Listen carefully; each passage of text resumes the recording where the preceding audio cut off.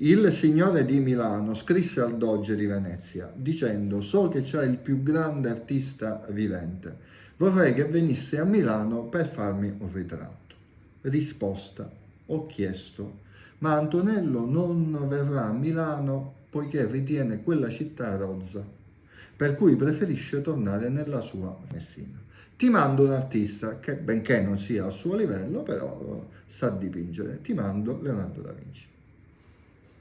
Stiamo parlando di questo. Cioè, vengono i brividi. Il maestro è Leonardo da Vinci. Stiamo parlando di questo e non lo sa nessuno. Vincenzo, la domanda nasce spontanea. Ce lo farei vedere. Certo, subito. Andiamo. Sì. Con una certa emozione.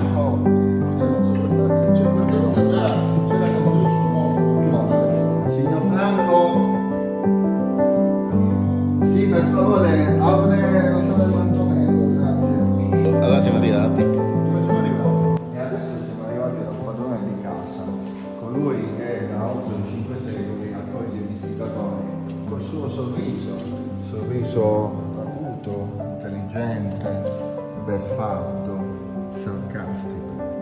Chi è? Lui sarà l'ambasciatore della pace, deve essere l'ambasciatore della pace che inviterà poi il mondo a casa sua.